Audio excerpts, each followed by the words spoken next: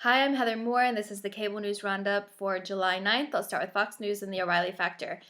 He covers the funeral of Kate Steinle. This is the woman who was murdered by an illegal Mexican immigrant. He says this murder was comparable to the terrorist attack in South Carolina.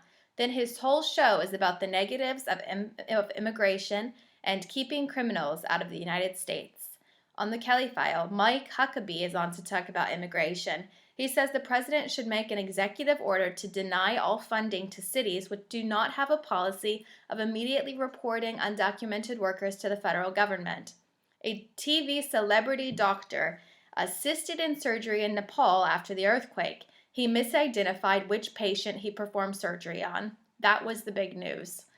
A new MTV documentary is going to be about being white. The whole show seems to be talking to young people about race.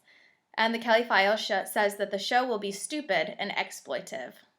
On Hannity, he says it's time to listen to Trump. He highlights a teenager who was killed by gang members, Mexican gang members. And the Senate is preparing legislation to cut law enforcement grants to the sanctuary cities. And Donald Trump is on to say that the Republican National Committee chair did not tell him to tone it down. Switching over to MSNBC, I'll end with Chris Hayes. The U.S. Congress may debate the Confederate flag being displayed on federal land. South Carolina has signed a bill to remove the flag from the State House grounds, and the city of New York has appointed a special prosecutor in the case of murdered police officers.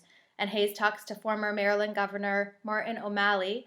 O'Malley is running for the Democrat presidential nomination.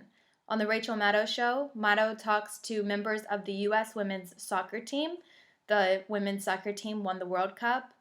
Former President George Bush and Bill Clinton were at an event to say that their family members, Hillary Clinton and Jeb Bush, are the best choices for the presidential race. Fox News has said only candidates who turn in their financial disclosure forms to the Federal Election Committee are eligible for participating in the August 8th Republican debate. And South Carolina will take down the Confederate flag from the State House grounds. On the Last Word with Lawrence O'Donnell, he talks about the Global Citizens Festival. It will be a free concert in Central Park to promote the United Nations goals to end poverty. And Jeb Bush and Hillary Clinton assume they will be the nominations for their party, so they are going after each other. And O'Donnell says the Republican Party are against Donald Trump. I would say that that's wishful thinking because the polls obviously say something else.